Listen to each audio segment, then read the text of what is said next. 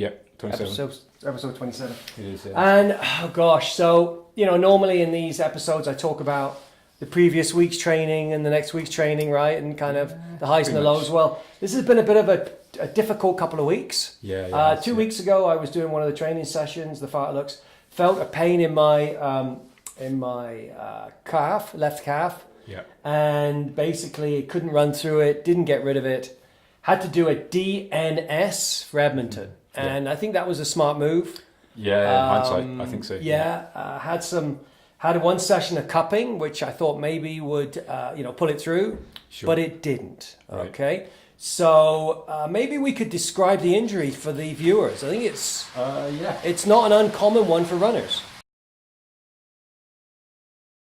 That's true, actually. And I think we're gonna use the. We might do. I'm not sure about my drawing skills on this, but Okay. I mean, basically, well, let's try. Let's try. Very, Come on. very quickly. Okay, so let's kind of try and then on this oversized board. Yeah, there we go. Yeah. Good. So basically, we're talking about your left. Left calf. All right. So we'll do like something like this. What's that, Malc? I show you. Oh, sorry, I shouldn't. Actually, you should probably guess what it is. Yeah, that's the calf. That's the calf. We can do a guess what here. Okay. And then we've got obviously there's some sort of thing like this going on. Okay, good. All right. So Martin's left calf. All right. Yeah. So the heel and the ankle, and then up through the lower and into the fleshy bit. Right? So put this here, and knee is somewhere up here. Yeah. Okay. And we have a muscle we know of, quite a big chunky muscle up here. The fleshy bit, right? Yeah, the bit that's kind of like protruding out at the top there. Yeah. It's really much thicker. Yeah. We call that gastroc. Okay. Gastroc. So that's this muscle here. Okay. And I could try and like do a G. That's all right. And then we've got this muscle tissue down here, which we call soleus. So I'm going to try and do. Nice. A soleus. Soleus muscle. Okay. So basically, what's happening for you is like somewhere in here. There is it? Yeah. Right there, mate. Yeah. Get rid of that. Somewhere there. It's killing me. Right. But a point is a point. It's literally a. Yeah. Okay. So right in here, where soleus and gastroc sort of have a meeting point, if you like, here. Then you've got a little injury, and that injury is just like a little, what you call like a little strain, basically. Okay. Tissue strain. So it's just mechanically that tissue's just been kind of like pulled a little bit more than it wants to. Okay. And there's a little bit kind of like trauma around that area right now. Yeah, and, it was super painful. Like even just to walk along, it just was like a stabbing pain in there. Yeah. So this concept of maybe you can have a skinnier one. This concept of a calf strain is not uncommon at all. This is something that does happen every now and then with runners. It's a known injury. So the key thing about this is before you've had something in the calf which was more benign, which was kind of like basically knots or trigger points in the muscle tissue. Okay. Where you could have one session and then just kind of release those trigger points and then carry on running and move on. Right. So this one's a bit different. This one's actually is a strain of the tissue. So this is not a case of like one session. No, it's not a one session running. Yeah. But it's not a tear. So no, it's not. Yeah, it's not a big tear. No. Okay. So So that's the good news. That's the good news. Yeah. So this is, in theory, well, this leads on to our next point, of course, which is the idea of having a team. Okay, so let me just continue then. So I tried that session of, myself going to the person who has done cupping before, and it was a good session. And I did get relief for about a day and a half. Right. Got some relief, but then it came back. Okay, yeah. So I thought, okay, this isn't working. So then you recommended I see a fellow called Evan. Right. Evan, who's a physiotherapist, is that correct? Absolutely, yeah. Okay. Yeah. So maybe because traditionally this is how I've done it. I'm probably not the only runner or whatever who's done this. Well, first of all, I may not have a coach. I'm just saying. True, So a lot of runners don't have a coach. So I get injured. So I may see the doctor, and he says to me, go see the physio. Mm-hmm. So I go see the physio, and he says, he or she says, go do whatever, right? Yeah. And that's it. That's the kind of, okay, well, that's how it was. Yeah. And sometimes it would work. Sometimes it would take longer. Maybe I go for a couple of sessions. But it was a very linear kind of between two people. Yeah. Now, this year I've got a coach in you, okay? Yeah. And what's happened, I find very interesting, is that you recommended the physiotherapist I go to. Yes. And maybe explain this triangle, because I find it very interesting. Yeah. Let's bring the board back again for a second. Sure. So, Yeah. I mean, like, if you're going to bring the board out, you might as well use it. Well, right? let's use it for the triangle, because let's get rid of that. Because you never know, the board might not come back again for a while. It's been a while. It has been a while. But it's good to have it back. It's good to have it back. But no, yeah. Yeah. So we've got the runner here, and then like you say, what normally happens, and this is from my experience of about 12 years of coaching, is that what normally happens. Let's say that there is a coach. Normally, the coach is going to be an online coach. Yeah, that's right. About 90% of the time, it's going to be an online coach. So what happens? The runner talks to the coach, and the coach is going to figure out pretty quick that something's wrong. Because if they're using some kind of online tracking system, they're going to see the runner didn't do a workout, or has got some kind of problem on the data. So that this back and forth is going to happen pretty quick. Hopefully, once the runner knows, I can't run, I can't do a workout, so I must be injured. So you've got this back and forth connection between these two.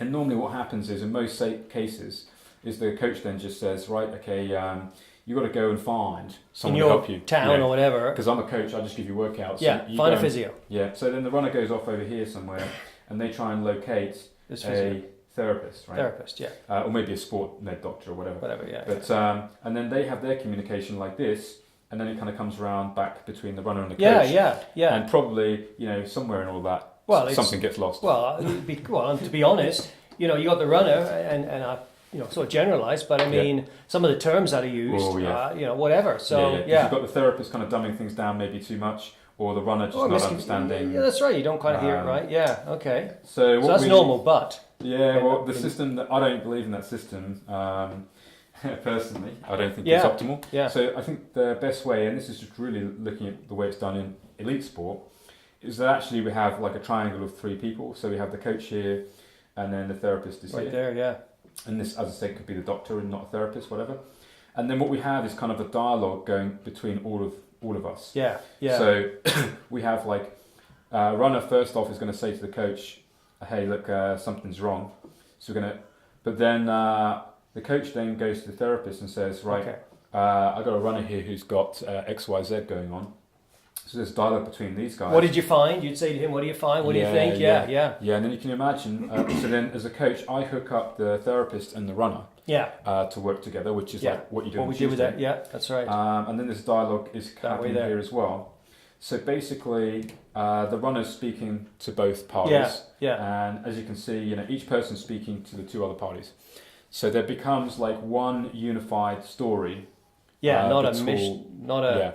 So when we get to the point, because what's next, we've got to take action, we've got to do some kind of recovery plan. Yeah. Which is what you're on now. Yeah. And so that recovery plan now, both of these people are 100% understanding what that recovery plan is and what their role is in it. So like, for example, each week now, because next week you're going back. Yeah. So each week, you guys are on your half of the plan. Yeah. Equally, you come to me on Thursday, so like each week we're on our half of the plan. Right. And in a sense, what happens, we put a dividing line down here, I'm dealing with the coaching stuff. To recover you, and he's dealing with the therapy stuff to recover you simultaneously. So this is all your kind of like your actions down here are all in the clinic. They're the treatments basically. Yeah. And then my actions down here simultaneously are all the kind of strength training stuff and regulating the cross training, etc. But the key is you two are in tandem. Yeah, exactly. I'm not confused. I'm not getting I'm not getting mixed messages from the coach. And the therapist about what I should be doing. For example, when I went to see Evan the other day, we went through it. He gave me some stretches. That was Tuesday. I came here Thursday. You had talked to him. Already, And there was a couple of things I wanted to clarify. No problem. Exactly. Right away I clarified, no running, elliptical, certain stretches. This is not a long-term injury. And we readjusted the plan. Yes. If you even look beyond this now, we're not going to do the Dino Dash. Exactly. We're not going to do another DNS, but that's fine. Because we have bigger fish to fry with the Marathon of Afghanistan in October. Yes. The Last Chance Half in November, and the California International Marathon in December. So what I like as the runner is I walk away from here today knowing exactly what I need to do Yep. for optimum recovery, Yep. right? Yep. And I know you two guys have spoken. Yep. And you're in agreement. So, because I'll be honest, if it's just me listening to you and then listening to the therapist, it's a bit of a schmozzle. Yeah, it's a bit of a, it's wide open for like, issues. Run, don't run, more sessions, less sessions, stretching, different stretchings. Yeah. No, very, very interesting. It's the first time we have actually done this, the triangle. Sure. Yeah. And I totally appreciate, elite athletes do this. Yeah, for them, where they're in a sports training centre, centre of excellence, then this will probably it's a lot easier for them, isn't it? Yeah, a lot easier for them, But for us regular folk, then it's tricky. Like, how do you replicate that? And but it is possible to replicate it. When I'm dealing with some people with slightly different personality types, then what you can also have in the original system I showed is that the runner can go and get some treatment, but they kind of choose if they want to go or not. And then as the coach, I get this message of like, oh, well, the therapist just told me like I don't need to go anymore. What we have is like a transparent system where this is not the case for you, but sometimes for some other runners, is like, I want to know as a coach, what did the therapist really say? Like, did they really say you can start running again? Or like, are you telling me that? So, interesting. The great thing about this, we're all accountable, we're all part of it, and it's all transparent. So now you were telling me that this, it just makes so much sense to me, but you're telling me that this actually, not a lot of even some of the maybe more elite runners aren't totally on board with this. No, is that correct? it's true. Wow. You'd be surprised. No. It's there are some factors that come into play. What sport are you doing? Is there money in that sport? Is there support in that sport?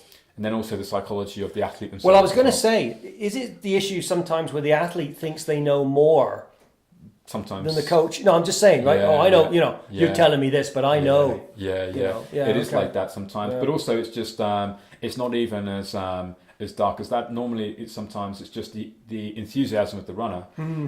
They see races coming up, they see their running colleagues like moving ahead of them, and they just want to shortcut the process. Interesting. They have one day of feeling better, and they're like, I want to go running again. Okay. And but the triangle. The triangle. What do you call? We should call it something. Yeah, it should probably have a name. I don't know. Think of a name. Let's. Anyway, we'll come up with a name. The triangle of hope. Of hope. Something, I don't know. Sounds a bit desperate. Anyway, But it's just the most effective way. There can also be other players in it. It depends how complex the injury is. Yes. In our case, it's not too complicated. So a physio and a coach is just beautiful. We could have a massage therapist in there as well. Okay. We could have a doctor in there too, for more complex cases. Yeah. And so, the triangle can become other things. But as long as it's a team effort and everyone's in on it, then it's fantastic. It's the coordinator is the coach, because the first line of defence is always the coach. Because the coach should see the athlete more regularly than anyone else. Okay. So the coach should become that kind of coordinator. They should keep the athlete honest about not coming back to running too early, because they control the plan, they control the workouts. Right. So the coach is normally kind of this coordinator of all of these people. Good. Well, I tell you, it's interesting. It's interesting to have this the three of us in on this, but have a common goal and that takes some talking. You can't, because we've had to adjust things. Yeah, it does. Right, we had to adjust because this has happened during this period. During this 1 year period, we had hoped to do certain things with the Edmonton half and the Dino Dash 10. Sure. But I think that's okay. You've got to be fluid. You have got to be adaptable to change. Yeah. Within the context of the goal, that's something I think so critical. Exactly. You can't be dogmatic. No. Or I've set these 8 races out. I'm going to run them come hell. No. You can't. No. No. And so that's what we've done, and we've been talking today about the idea that the critical target now is trying to break that PR PB in the marathon at the end of the year. Yeah, the end of the year really key. Is what we need to focus on. Yeah, if you're going to take all these 4 targets and you're going to say which one's most important, it's a marathon. We've said all along. There's no question. That's and that's all part of the setting of the goals to take you to somewhere. Whether you break them or not, it would be good. But the setting of those targets takes me on a journey that will allow me to do something. For example, in the marathon. Right. Yeah. So exactly, I told you at the end of the year, if I can come out of this with doing the absolute best possible marathon I can do in the best shape, put it all out there to the max of my potential. Yeah, I'd love to break the personal best. Obviously, I would at 3:22:54. Yeah. But let's just see what we can do here at the age of 62. I mean, that's really what it's about. Yeah. Absolutely. It's as simple as that. So. For sure. Yeah. Great, Malc.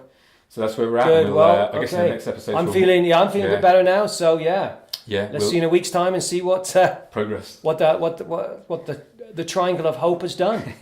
Okay, mate. Thank you.